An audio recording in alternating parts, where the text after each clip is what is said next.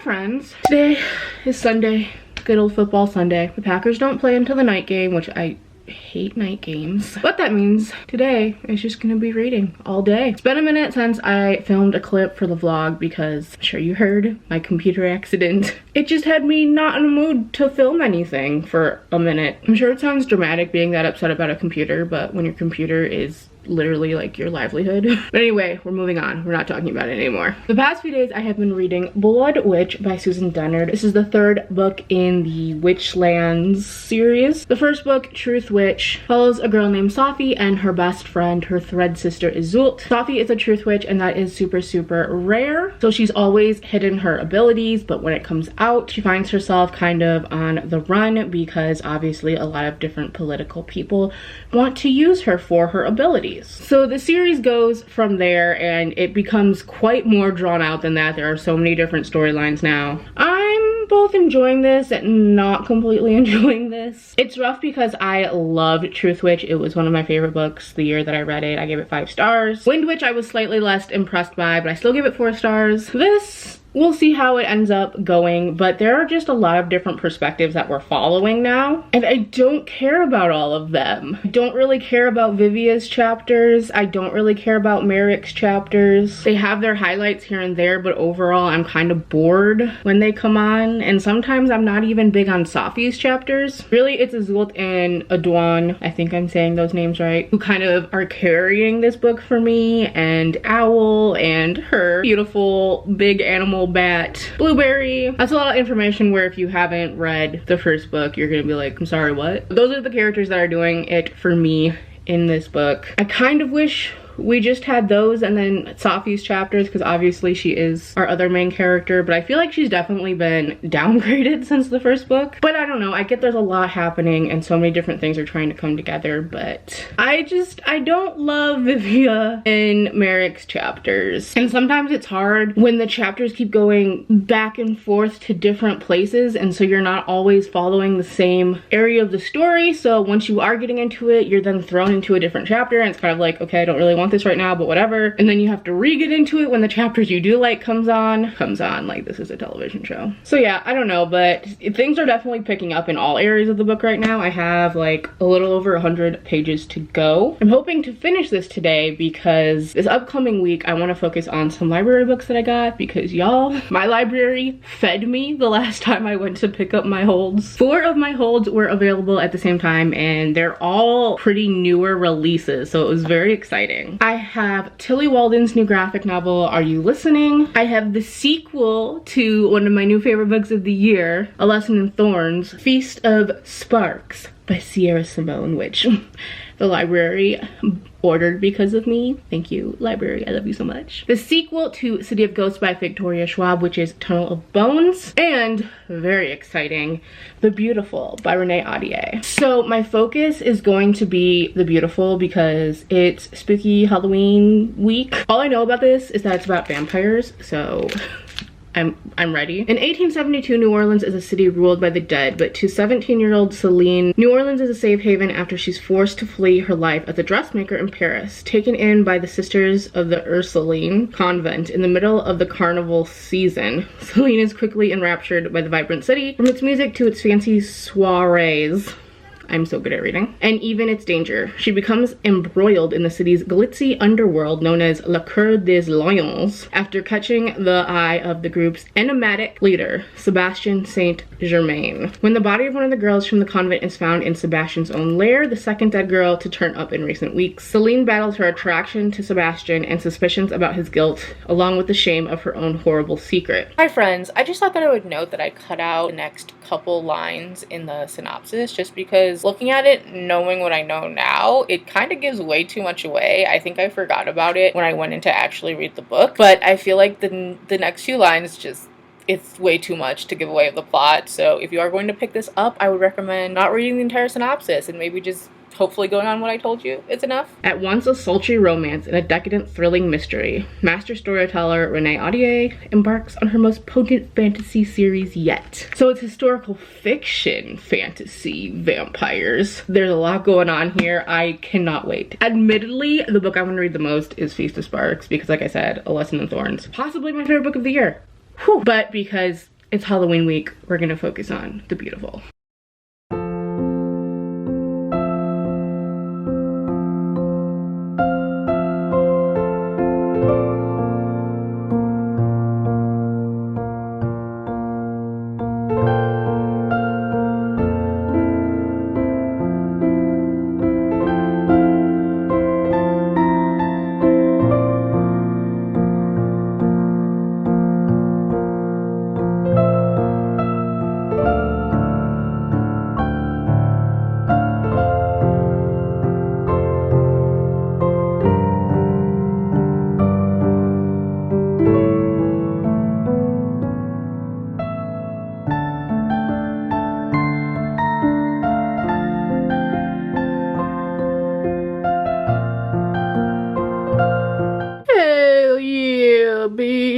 That was definitely a game that had me on the edge of my seat. But I have been pretty much reading on and off. I read a little bit during the game and I have like under 40 pages left. So yeah, it's 10:30 and I'm going to finish my book. I have to say, some of the things at the end here are really I don't know what it is about chapter 55s that makes so many of them iconic, but chapter 55 of Bloodwitch had me in a chokehold. All right, so it's later. I have finished Miss Bloodwitch and I have conflicting feelings. I'm really not even sure how I want to rate this. So some of the negatives I already mentioned, like I didn't love all of the different perspectives that we got in this. And something else is that the magic system in the world, it can be like really confusing at times. And there are things that I'm not sure if I'm supposed to not fully understand or if I just don't fully understand them for whatever reason. I feel like I read up on like the previous books as much as I could without actually rereading them. So I went into this feeling like I was prepared, but I still feel like the magic system isn't fully explained, at least to the extent of I don't really know where exactly I guess the threshold is for everything. And also one of the big aspects of this book is this like mountain place with different doorways, and that was just so confusing. And half the times we'd be reading from the characters' perspectives and they'd be like, I don't really know what's going on, but woo. So I'm like, am I not supposed to know what's going on? Or I know that Sight Witch, which is a novella that came before this book, had a lot of information like about the world and like pre-stuff and stuff that had to do with this mountain as well. But I don't know if there are things that I'm just not remembering from that novella and I should reread it and have my memory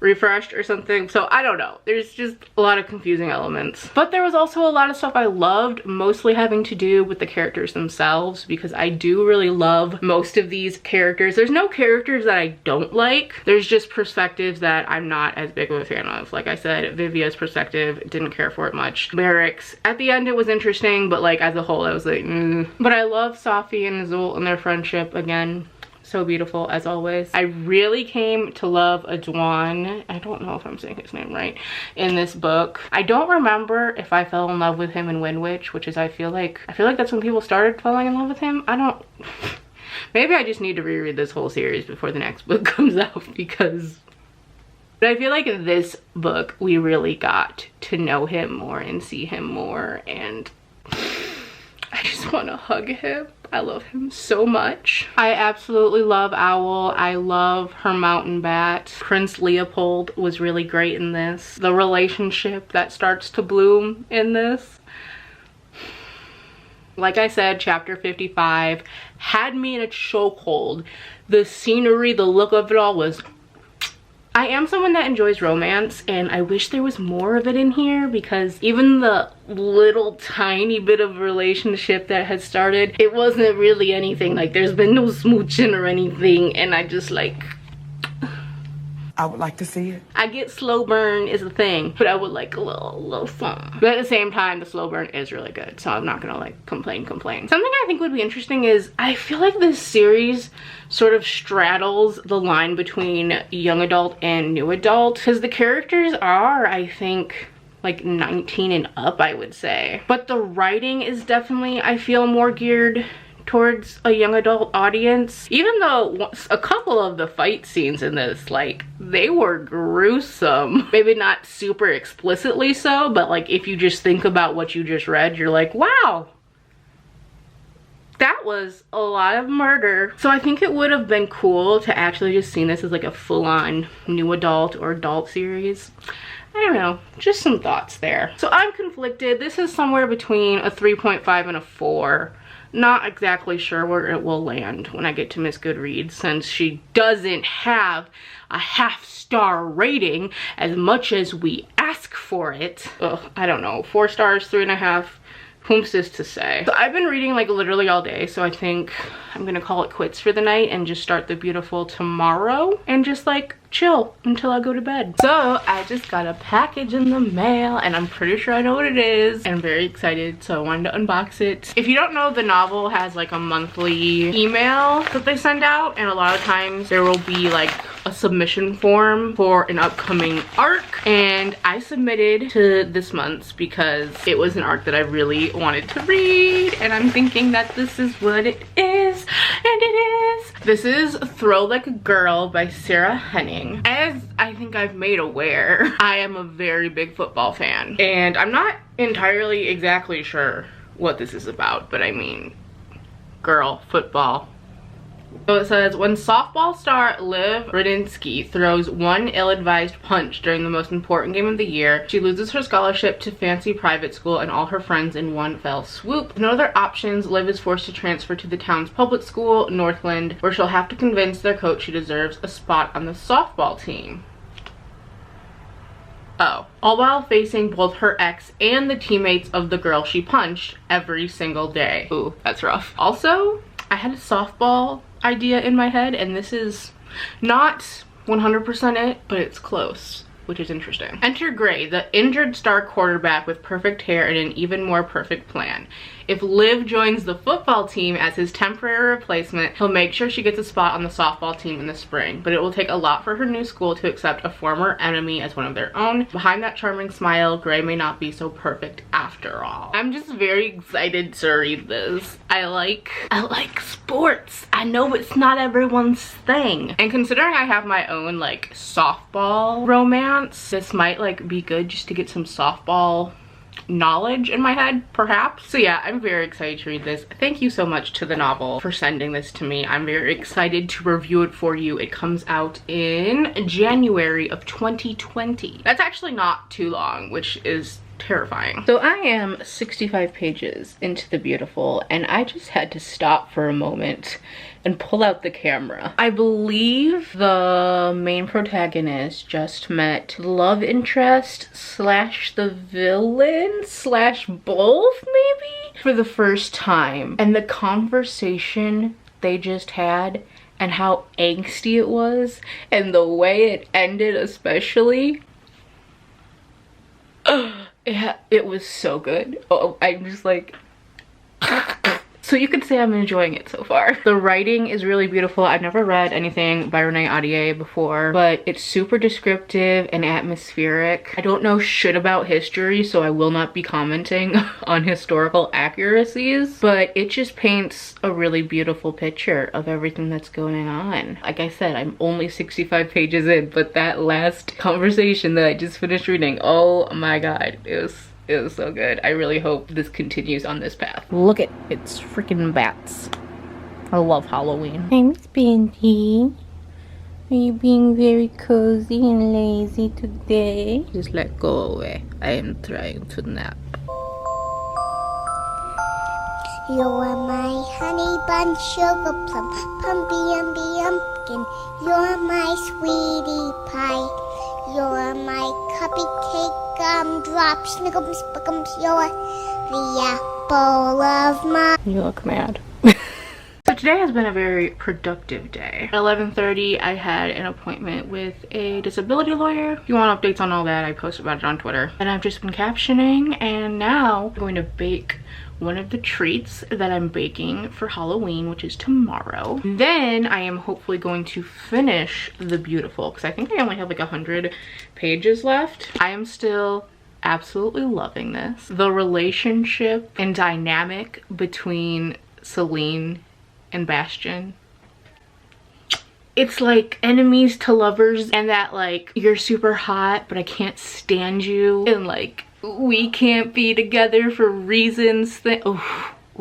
This has like all the good nostalgic-y kind of tropes of YA paranormal, but it's like amped it up. Like the writing is so beautiful, the mystery is very intriguing. I'm like trying to figure it out. It's been so good so far, and angsty, like there's so much in me that's just like, that's the best way I can describe this book, is it makes me go we're like, it's so good. The only thing I can already tell is that I wish that this was a new adult series, because I'm a slut. And I could tell already by the way it's going that this would just be, if this just had some good smut in it, maybe not even book 1, but in future, because I don't know how much is going to be developed. Only have, like I said, 100 pages left. But that would take it to the next level. But I mean, this clearly says YA paranormal, so that's not gonna happen. Although there is something about the writing and the way that everything is described that feels almost sensual and sexy, which is hard to explain why, but it is. I definitely think it leans a little more like mature YA. I don't even know what YA is at this point. Anyway, I'm gonna go bake and then I'm gonna read.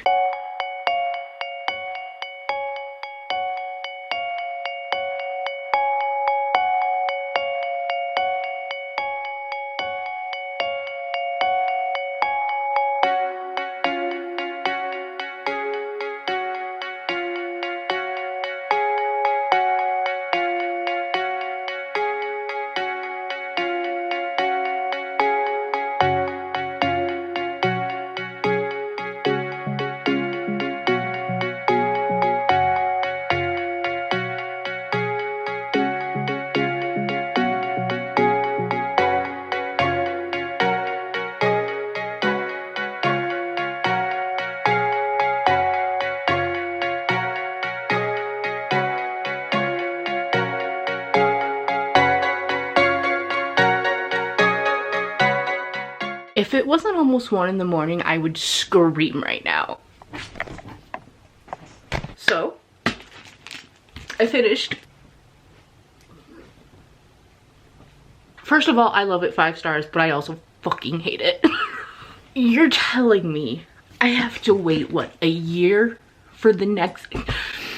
It's not even like it necessarily ended on a cliffhanger, but where it ended, it's like I hate it. And I'm frustrated. I know it's gonna resolve and it's gonna be fine eventually, but like, it all makes sense. Everything from 10 years ago is coming back. The Jonas Brothers are back. So I guess, you know, Twilight, the other big love of my preteen self, should come back to choke me. It's like, it's not Twilight, although there's definitely like some Twilight-y aspects just because vampires and stuff, but like vampires and hate this ending, but I love this book. But like, I hate it, but I love it. I don't even know what to say. It was so good, so angsty. The writing was impeccable. All I have to say is that my ship better fucking sail in the end, honey. I can't. Like, I'm mad that I read this and now I have to wait. Like, are you kidding me? I need the resolve right now because it's too much. I'm being overdramatic, but like, it was so good. And 5 stars, because look at all these goddamn emotions. Holy shit, I've read so many good books this year. Okay, I'm just gonna keep squealing. I don't even know. Hopefully what I've said about this book thus far has explained it well enough, and like why I love it, and like the writing and the characters, the angst, the dynamics, how beautiful everything is described. Just in the end has me in a chokehold, and I hate it, and I love it, and I hate it. Okay. Also, I should mention that I did not see the mystery part coming at all. I had the slightest hints that maybe it was something to do with that, but like not at all like close. Like mine was just very vague, and just the way that I did not see it coming. Oof. Okay, good night. Good morning, everyone, and happy Halloween. Bitch, what the fuck? Look at, it's freaking bats.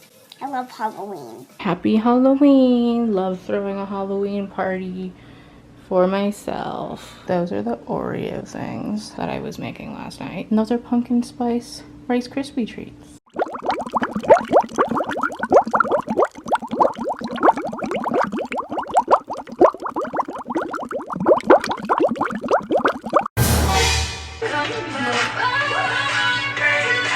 Wow, we read today. So hey friends, it's Sunday, the day of rest, the day of football. The Packers have a 3 o'clock game today, which is my favorite time to watch football. Right in the middle of the day, you don't have to get up for the noon game, you don't have to watch this stupid ass night game. 3 o'clock. Mwah. Just kidding, the Packers are having their worst game. I hate 3 o'clock games, and I am currently looking for a new favorite team. Football teams, feel free to sign up. Anyway, 2 days ago, I read Tunnel of Bones by Victoria Schwab. This is the sequel to City of Ghosts, which is a middle grade novel about a young 12-year-old girl named Cass. When she was 11, she fell into this icy cold river and nearly drowned, but was saved by this ghost who becomes her best friend named Jacob. And because this happened to her, she is able to cross over into what she calls the Veil, where ghosts preside. So she always feels the sensation of wanting to cross into this part of the world, especially when it's strong. So her day-to-day life is fine, but as school comes to a close and she's ready to just have a nice chill summer, her parents are like, guess what? We just booked a TV show where we talk about what we talk about in the books that we write, which is ghosts and the historical stories behind them. And so they are going to be traveling to the most haunted cities in the world. And from there, Cass